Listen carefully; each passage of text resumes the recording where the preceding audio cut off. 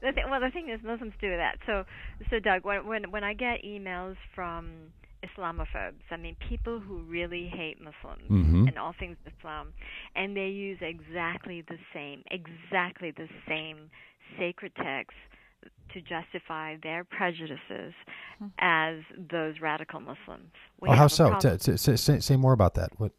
So, for example, they will talk about, they will raise this word called taqiya, which is basically, you say whatever it is to convince non-Muslims, whatever it is that you want to convince them with, when in your heart you're really basically lying, Yeah, right? I hear that a lot from people who are really against Islam. They'll be like, well, a Muslim under their law, they can lie to a non-Muslim. So, That's Obama not as a true. Muslim can just Yeah, lie and he can exactly. do what. Osama is actually a Muslim because he converted to Christianity just to change. Yeah, okay. Yeah, I mean, I hear So that you've stuff seen that too, right? I mean, it's unbelievable how that's become a Yeah, talking meme. yeah, And I mean, yeah, even where it's so frequent to hear that argument. yeah. There's times where I've even thought like, okay, is that actually in Sharia law where you can lie? Like, how can these people say it so fervently and so frequently Yeah. if And so, if it's not true? and so the thing is, that word has been, I don't, this is such an alien concept to me, and I, like I said many times, I'm born and raised a Muslim, and so when radicals take these kind of words from the Quran and then just pull the meaning out of their butts to justify whatever it is that they want to do, and they put it down in black and white, Wow. and they lecture about it, and the Islamophobes just take it, right? They just Yeah. copy it and they use it against normal mainstream Muslims, and so we are really caught in between these two extremes: the radical theology and the Islamophobes who use these same Interesting. radical theology, and we're being squeezed in the middle. So. Is there a That's the sense in struggle. which in Sharia law or in the application of Sharia law where, like on that case, where deception for a righteous purpose would be okay, or is it totally is that totally a fallacy? It is such a fallacy. It is. There's so many fallacies, and 72 virgins is another fallacy. Like in suicide bombings. Really? Yeah. for the life. Yes, right. Did I your was always jaw I was just always drop? going to bicker with the number. mean Like, with- why 72? I never even thought about bickering with the whole notion. You mean with Who's the got the suicide- energy for 72 You women? mean with suicide bombings, the misunderstanding of jihad and what that means? Yes. Yes, exactly. Like, you do the suicide bombing and your reward in heaven is 72 virgins. That's also a myth. So the project Keep It Halal is about debunking and just completely destroying these myths, hopefully. And that's how we need all the support that we can get. So are there Muslims who believe in the 72 Yeah. versions? That's why you have the suicide bombers, yeah. Oh, so you're saying it's not the fallacy isn't that people who are against Islam use it. No. The fallacy is that devout Muslims would hold to that Misinformed. I wouldn't belief. say devout. I said misinformed. Oh, misinformed.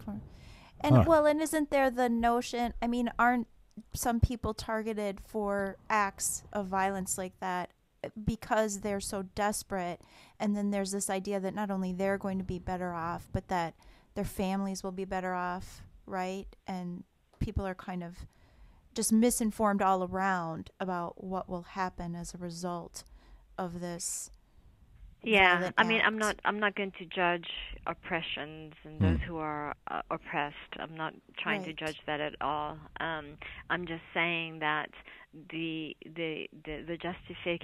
justification for convincing those who are oppressed into, not Is all, some, misinformed. into acting, doing the suicide bombings, is it's framed within Islamic context, religious context. Because how else are you going to get Yeah, people sure. to do such a heinous crime? Yeah. Well, I'll And- tell you, I mean, something very strange. About 5 years ago or 6 years ago, I went to a graduation ceremony of a friend who was graduating from the Army's boot camp for the U.S. Army. And even the way in that like military situation, it's all baptized in religious language and religious calling and religious sending. It's not just in Islam that you have to convince someone to do something. I mean, the acts of war and violence and all that's around that has been partnered in nearly probably every faith at one time or the other with some kind of a religious for centuries, from the beginning blessing. of time. Mm-hmm. Yeah. It's really it's really troubling. Yeah. So help me clarify this a little bit. Is the problem that Sharia law is kind of a cultural manifestation of a particular way of Islam that needs to be done away with, or is the issue that people misunderstand Sharia law? So, Sharia is a way of life, a way of a spiritual life, right? That's what Sharia. It's a path. You have that in Christianity, the middle way, I think it's called. You have that in Judaism. Now, what they've done through the centuries is they made it into Sharia law. So they've made it a law for you to act a certain way. I see. And that's the problem. And so that's why you have different interpretations of Sharia and Sharia law based on what nation you live in and what type of Muslim you are, based on what culture traditions you are, because if it's, like I said before, if it's really truly God's law, then it should be different in different countries. So that is one thing, and the other thing is what we are trying to unpack is this enforcement. The law part is the false. It's the falsehood. There is complete freedom to choose in Islam, and that is the Sharia. And there are kind of like 5 to 6 different points, very short, and in many instances actually similar to the American Constitution. So, like the happiness aspect of it, the right to happiness. That's sort of American sounding, but that's actually Sharia. That's part of your a way, a path, a spiritual path, celebrative of your spiritual ways, rather than this dark cloud, rather than this, you can't clap, you can't smile, you can't, that's like the Islam that we have been evolving toward. Yeah, that's pretty common from people's sort of first glance, is that it's it's not full of a lot of shenanigans and silliness and playfulness. Exactly.